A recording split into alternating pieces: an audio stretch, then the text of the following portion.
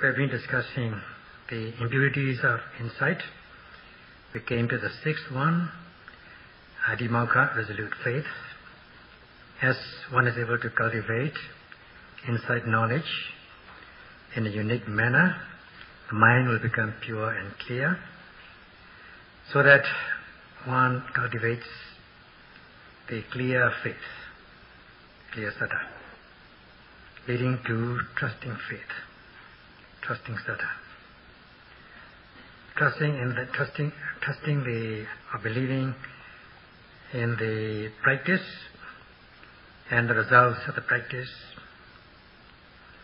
and together with the individuals connected with the practice, especially the three gems, the Buddha, Dhamma, Sangha, the Buddha who has preached this,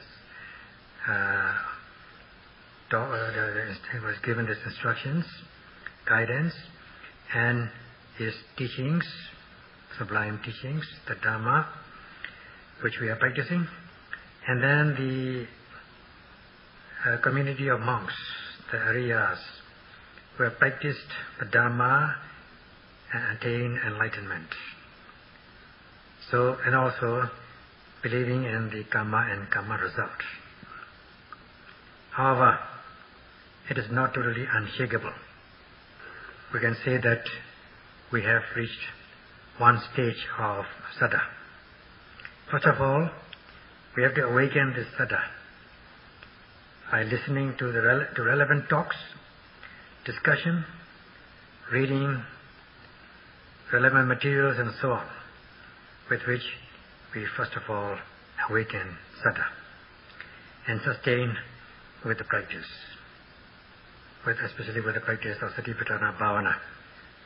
Now, in the beginning of the discourse on the mindfulness, the Buddha has assured the faithful beings the 7 benefits which can arise out of the practice of Satipatthana. And this is the sure path leading to the realization of these 7 benefits. By noting ever-arising objects in 4 ways, namely, 4 aspects: kaya, body, vedana, sensation, citta, mind, dhamma, general objects. Then, by listening, we come to know the result, knowing the result of the practice. In this way, we are said to have awakened our saddha. And this awakened saddha is sustained with Satipatthana practice. And in the course of the practice, as one becomes free of hindrances, nivaranas, the mind will become very clear, and as much as one's mind is clear, one will be able to develop knowledge. Especially when one reaches a stage of Udiyabhaya Jnana, one will realize a unique clarity of the mind. Clarity of the mind with the practice, as well as by reflection, through reflection, one comes to acceptance. This is trusting faith, trusting saddha. So, in this way, we sustain this practice, sustain saddha with the practice, and continue the practice as much as we cultivate insight. This saddha will arise or develop by leaps and bounds, and it will rotate like the wheel. And this can be developed only through the practice. Later, when you develop insight knowledge to maturity, until you reach the cessation of arising and passing away with the path consciousness, the saddha becomes unshakable. Nobody can come and shake this saddha. Even if anybody comes and says something, your saddha will never be shakeable. So, in this way, today we shall discuss the 4 kinds of saddha, which arises in accordance with the situation or condition.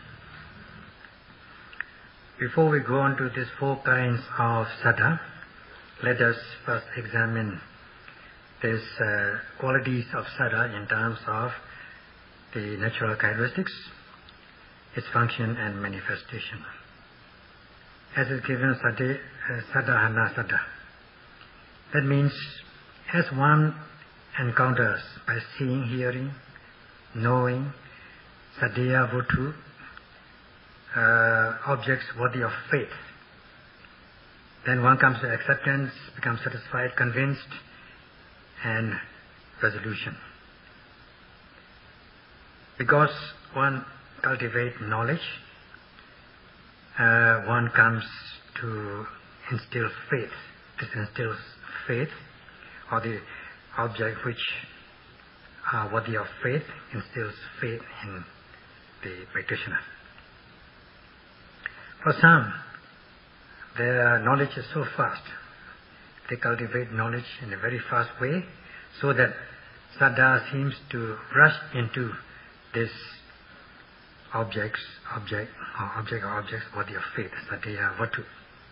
It penetrates, it rushes, it plunges into this object. That means one develops faith in a very fast manner, as much as the knowledge is fast. And this is the sabhava lakkhana, natural characteristic of Saddha. That is acceptance, convinced, and leads to resolution.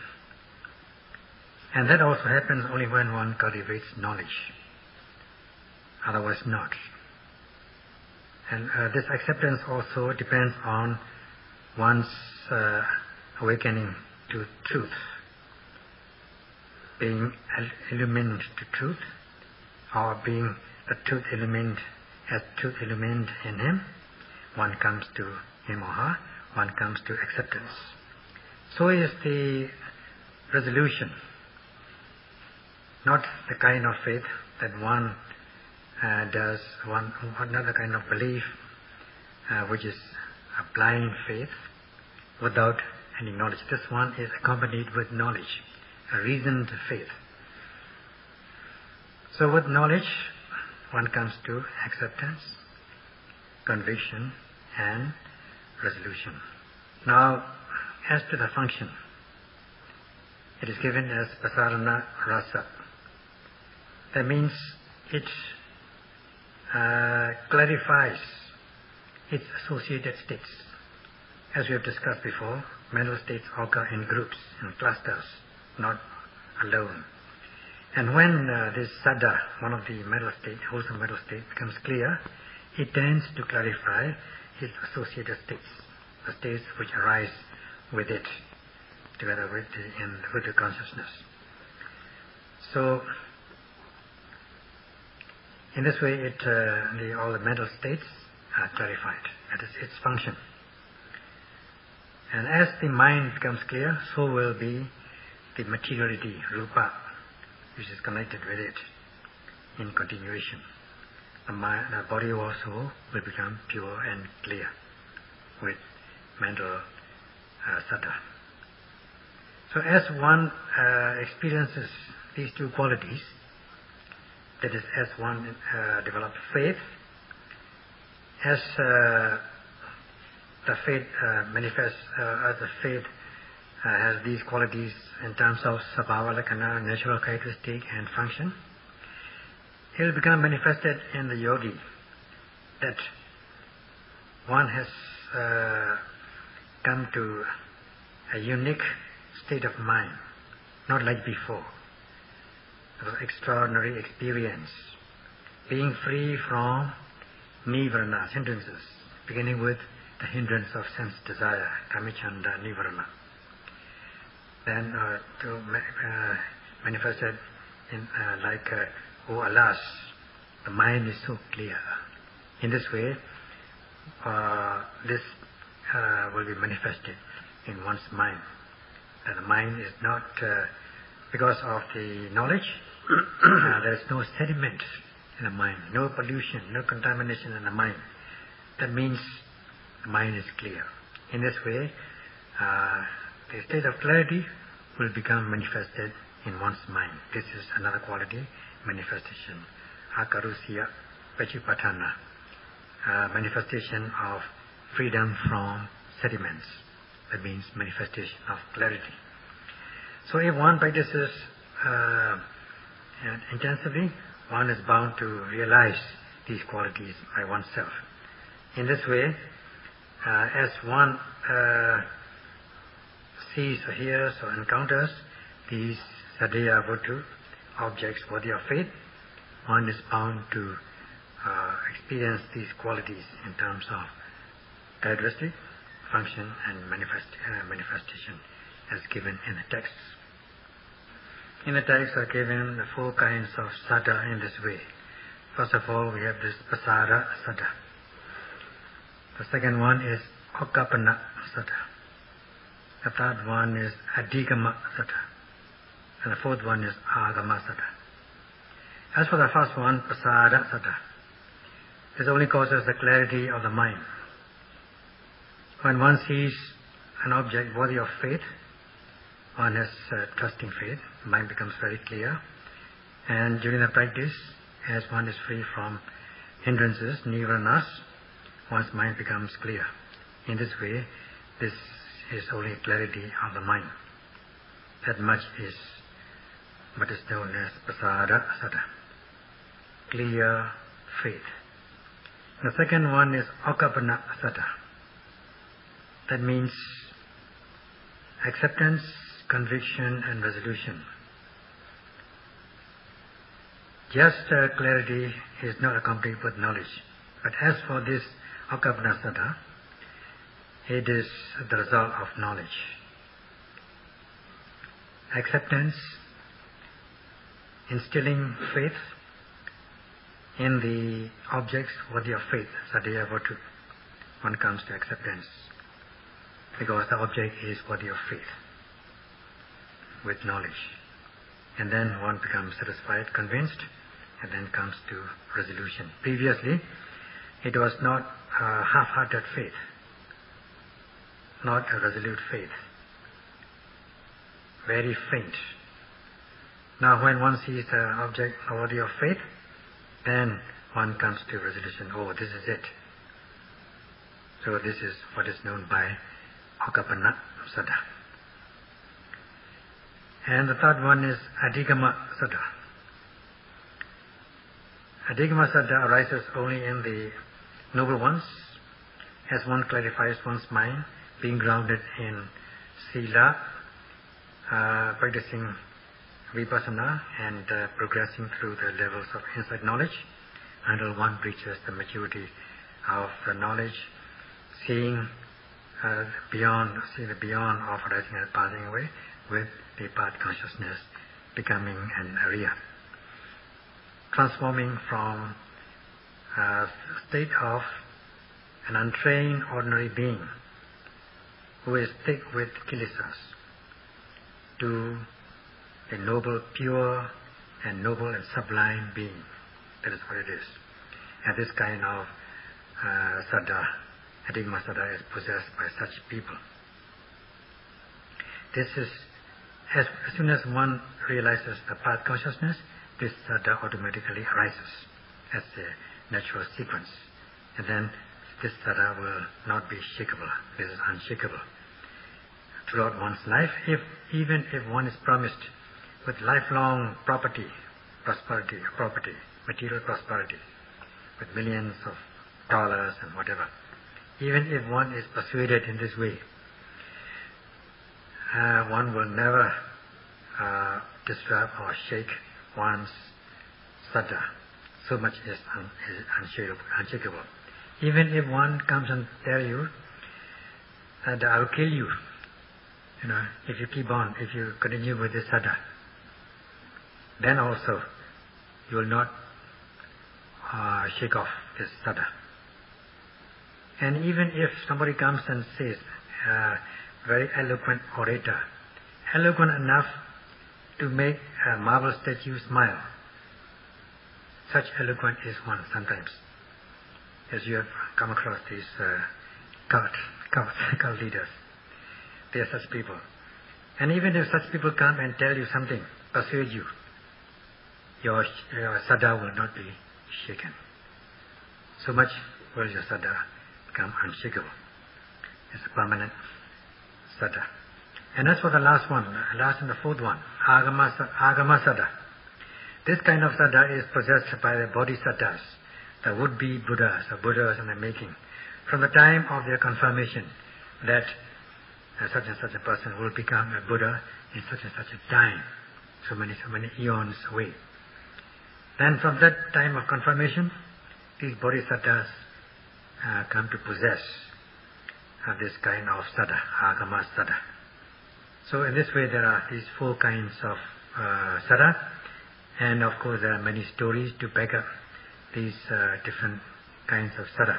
But if we have to deal with such stories, it will take an hour and a half or 2 hours, but we cannot devote time on that, so we can only mention it briefly.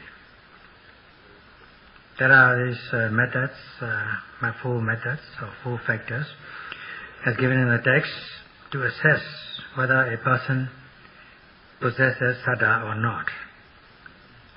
And if one assesses in this way, the Saddha will become very obvious whether a person possesses or has Saddha or not, or has faith or not. The first one is approaching a spiritual guide or teacher or friend without regard for one's gain and fame or popularity or dignity or honor. By approaching and then approaching in this way as regards conduct, one's own conduct, not for other things, without regard to material gain and fame. One does it sincerely, approaching the Kalyana Metta or virtuous ones. That is the first means of assessment whether a person possesses Saddha or not. Excuse me. The second one is Saddhamma Savana. Saddhamma Savana. Listening to the sublime Dhamma. Dhamma which uplifts the Dhamma practitioner. Listening, practicing, and realizing the results of the practice. That is Saddhamma, sublime Dhamma, or Buddha's teachings. So as to cultivate one's physical, verbal, mental behaviors, so that it becomes pure, graceful, and affable. Listening respectfully and carefully, the sublime Dhamma. That is one way of assessment whether a person has Saddha or not. The third means of assessment is Yoniso Manasikara, right attitude. Such as whatever one does, one will do it in such a way that this deed will be skillful, not unskillful. In this way, one has this commitment, having right attitude, just to do wholesome, skillful deeds. And in a very constructive way, one should have this right attitude. That is one way of assessment of possessing Saddha or not. And the fourth one is Dhammanu Dhamma Patipatti. Dhammanu Dhamma Patipatti. That is the practice of the three trainings of Sila Samadhi Panya, or Satipatthana Bhavana in essence, in order which is also the high-level discipline to realize the supramundane benefits. Practicing respectfully and carefully, without regard to gain and fame. In this way, one can also assess or estimate whether one has Saddha or not. So in this way, if one is assessed in this way, and one possesses in a small way, one possesses these qualities in a small way, then one is said to possess Saddha in a small way. If one possesses much of these qualities, then one can be said to possess much saddha. And if one possesses all fully, then one is said to possess full saddha. So in this way, yogis can be assessed whether they have this unshakable faith or not, and this is how they can be assessed. Then if they can be assessed in this way and if they possess saddha by being assessed in this way, and if they practice in accordance with the guidance, they are bound to gain insight. Having come to the 70-day Vipassana retreat, practicing for so long, coming a long way, leaving the social world, in a way temporarily renouncing the social life, being assessed in this way with four means of measurement, assessment, it is very encouraging to find these yogis possessing saddha in their own right. They have come here to associate with virtuous ones, spiritual guides, without any mana, in a humble way. This is quite satisfactory. So with this, by being able to approach the spiritual guides, good friends, in order to undertake the practice for so long, one is said to have fulfilled the first way of means of measurement. Now as for the second one, Saddhamma Savana, they are listening to the uplifting, sublime Dhamma every day for 1 hour or an hour and a half, and seeing the meditation teachers, meditation teachers to report your findings, observations every day. So you are set to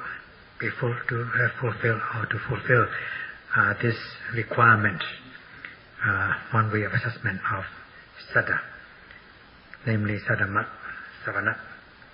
Cherishing the Dhamma, listening in this way every day,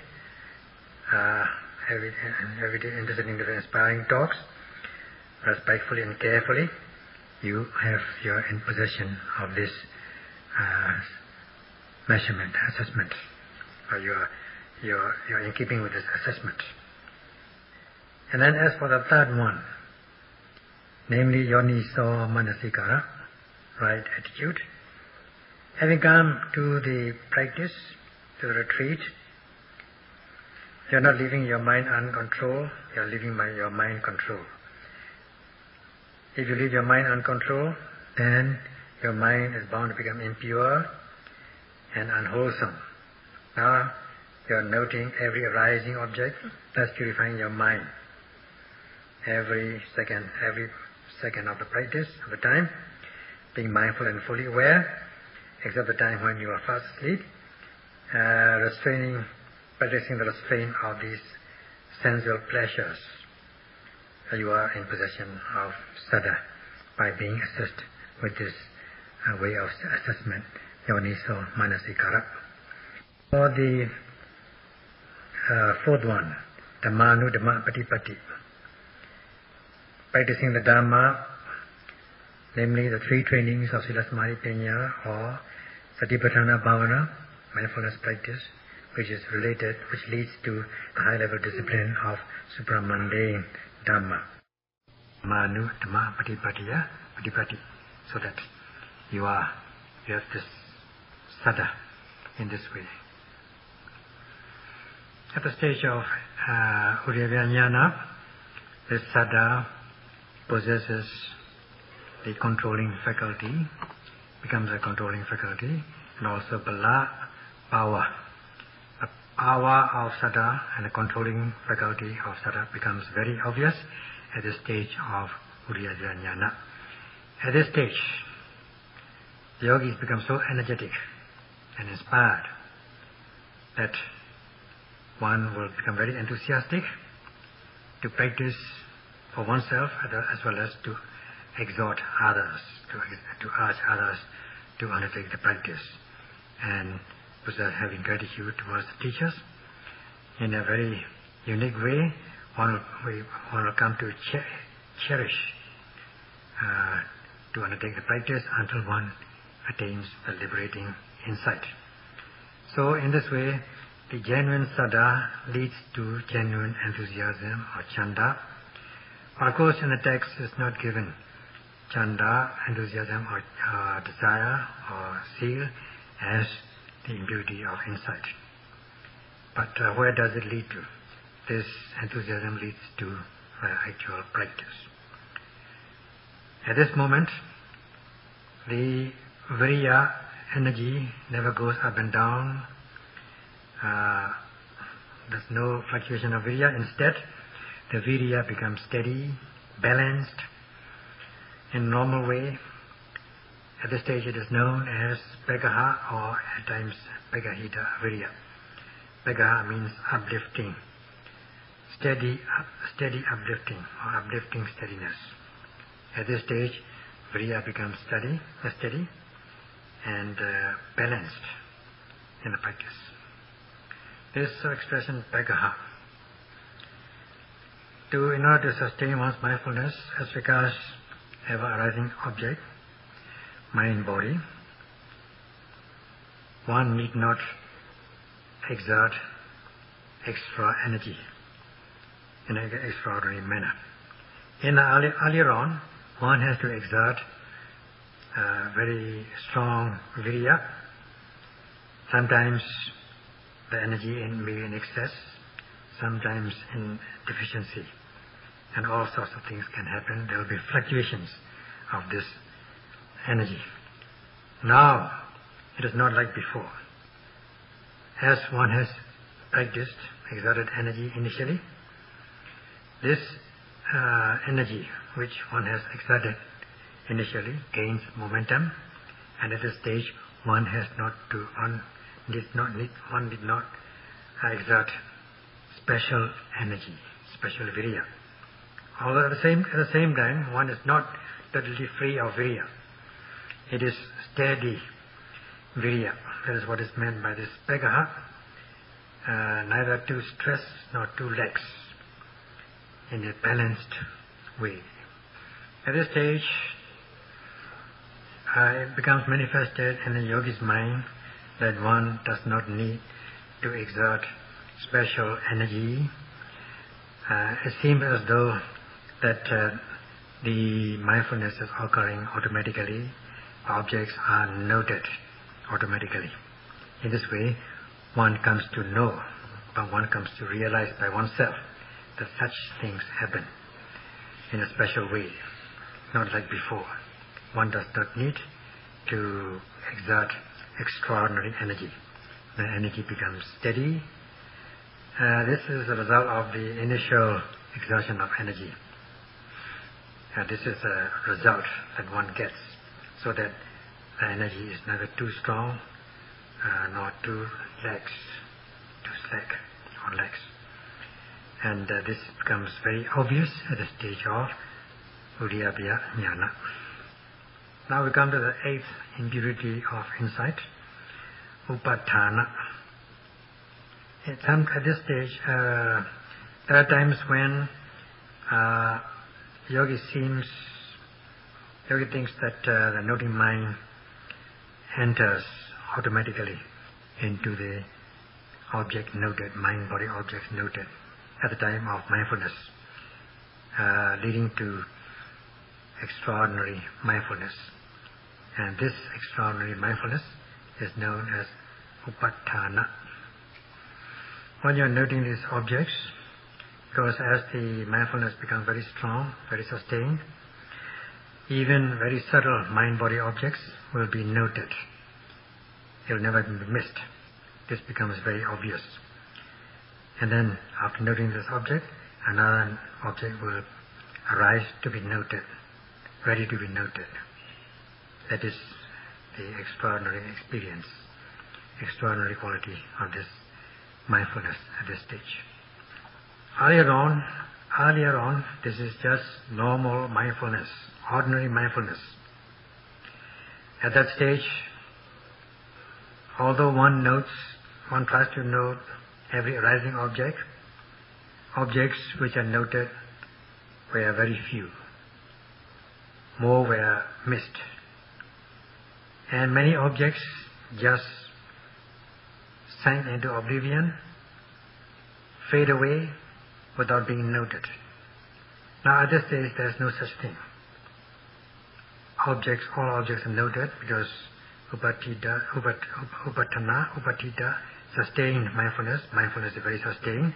There's no object which fade away or sink into oblivion.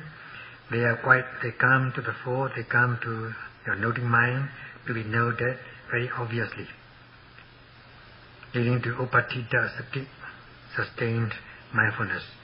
The object is cemented to the noting mind, and the object seems as though it seems as though objects are entering or coming to the noting mind instead of noting mind going to the objects. At that time, one may be remembering the past events, like being shown, like a movie being shown. That may come to your mind as though it is happening now, like a new experience. Some yogis are able to sustain your mindfulness in an extraordinary manner and be able to remember the past events, even one's experience in the mother's womb from the beginning of the combination of ovary and spermatozoa and the progress of one's life. Although one has no literary knowledge, one is able to explain, relate such events. Sometimes when one thinks about it also, the present experiences can also be seen as though it is like a movie in a very wonderful manner. At one time, one woman yogi was practicing, and her mindfulness was very sharp at this stage. And while she was practicing mindfulness, her memory went to her house, and they went to the kitchen and tried to visualize who is doing what. And then he saw them in her mental eye, like seeing them in front of her eyes. She remembered this time, and when the family members came to her to attend to her, she asked them what they were doing at that particular time. And then they replied what she had already seen in her vision. So it was quite in keeping with what she had seen. So this is the events of the present. And another time, one Japanese yogi, Kami, also was thinking about the present events during his mindfulness. When his mindfulness was sharp, he saw his business friend coming to him. And then his sister in Japan had some case at the law court about land matters. So this came into his vision, and when his friend came at last, his friend came as he had already foreseen, and then he got a letter from his sister mentioning this case. Previously he didn't know it, he had not known it. This was a result of his upatita sati, sustained mindfulness in an extraordinary manner. Whether consciously or unconsciously, when one tries to remember, pays attention, these things can come up in one's memories, and it is quite in keeping with what has been mentioned in the text, as when one possesses his deva chaku, like a divine eye, one can see paraloka, the other world. That has been mentioned in the text, and these events are quite in keeping what has been mentioned in the text.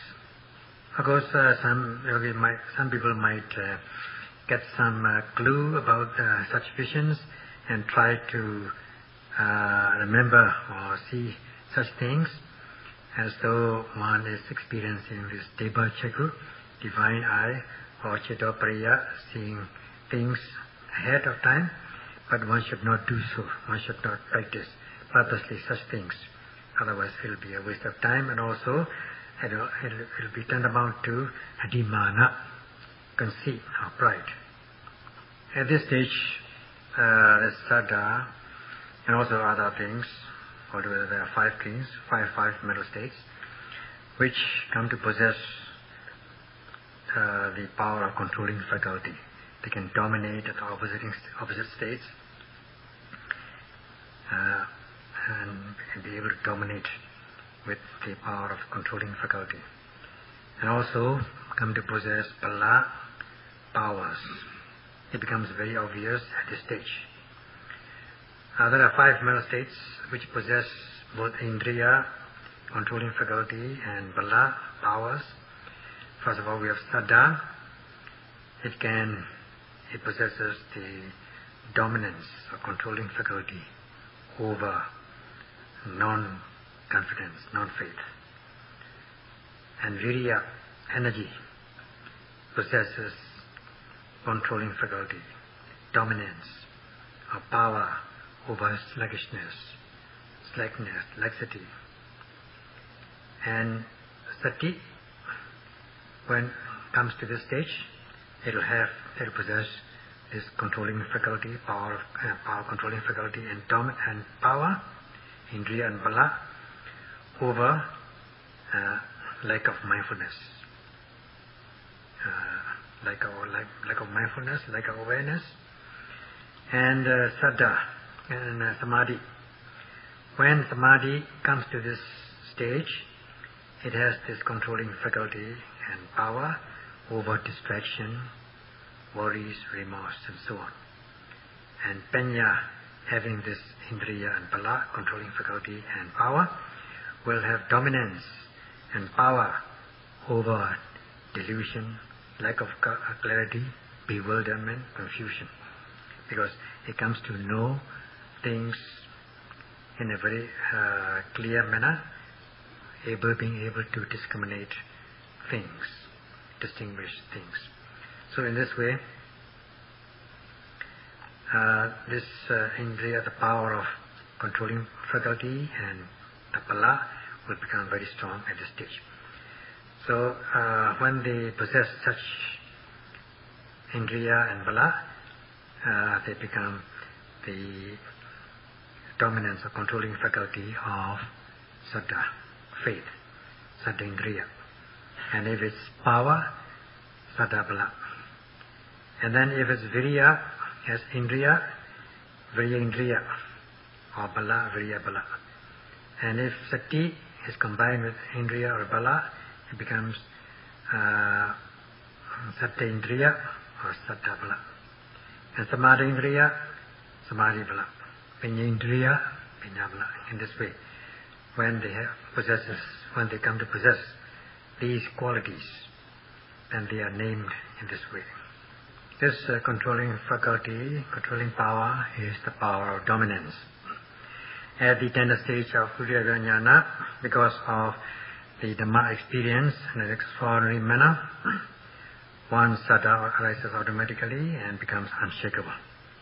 At this time, the yogis knows that by practicing in this way, one is bound to realize the results in this way. This is one's own empirical experience. In this way, one saddha becomes very unshakable. Even if somebody comes and tells you, he will not be able to shake. Your saddha will not be shakeable, and it will never be disrupted, because saddha has the controlling power. Previously, because of this virya energy in 3 stages: initial launching energy, stepped up energy, and the progressive energy to realize the goal. At this time, the virya becomes steady and without any need for extraordinary effort, so that virya possesses the controlling power in order to dominate sluggishness and laziness and indolence, because it possesses the quality of indriya. So is this mindfulness sati it has dominance over negligence and failure to do something and so on. So, and also as for samadhi, when it comes to possess the power of controlling faculty, it will have dominance over sluggishness, has distraction, remorse, restlessness, and so on. And so too with panya, it comes to possess this controlling faculty and will be able to dominate these opposite states. In this way, by possessing this dominating power, it has dominance over opposite states, so that there will be sada and other mental states will become unshakable. And such are the mental powers which can arise in a very wonderful manner. At this stage, Dhamma Chakka, the wheel of the Dhamma, becomes evident. Hence, this Dhamma Chakka, Dhamma in terms of the controlling power, controlling faculty, and the power of dominance in 5 mental states, which possesses indriya and bala, controlling faculty and power, or sometimes we call power and control, such as sadindriya and so on. These states, mental state, wholesome mental states, continue to arise without break. This is chekka. Sada will arise continuously, so is virya, continuously without break, and mindfulness continues without break, and sada also arises one after another, and so will be panya.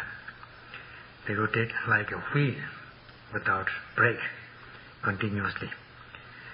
So this chekka means continuous rotation or continuous arising. In this way, these 5 wholesome mental states, which possesses these 2 qualities, indriya and bala, or which has the quality of indriya and bala, continues to arise, rotate like a wheel continuously with the practice of satipatthana, and such is Dhamma Chakka, the wheel of the Dhamma. You can verify with your own practice whether this wheel is rotating or not.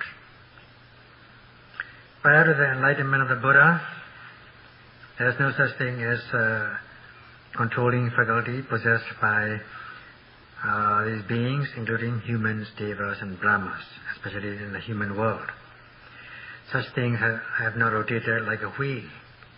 Only with the enlightenment of the Buddha himself, having rotated the wheel, he was able to cause these beings to rotate this wheel of the Dhamma, to let these 5 controlling faculties rotate like a wheel by preaching with Mahakaruna, great compassionate feeling.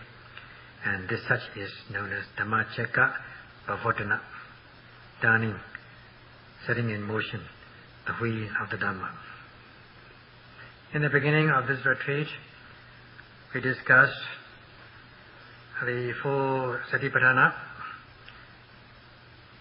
by noting the practice of satipatthana, by noting the 4 aspects, namely kaya, vedana, citta, dhamma, to rotate like a wheel, and this is Dhamma Chakka.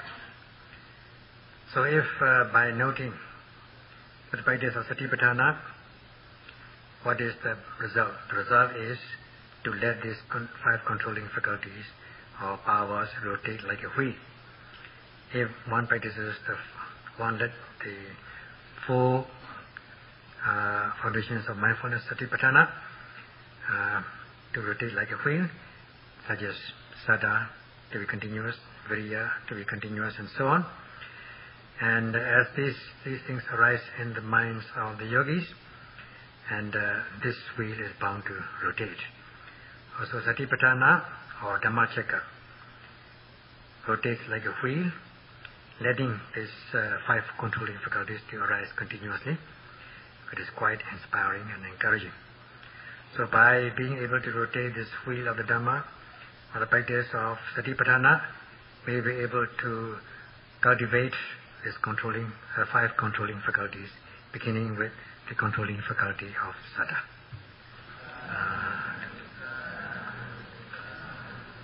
Of Saddha.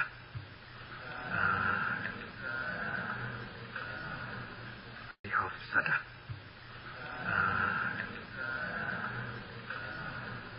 Of Saddha.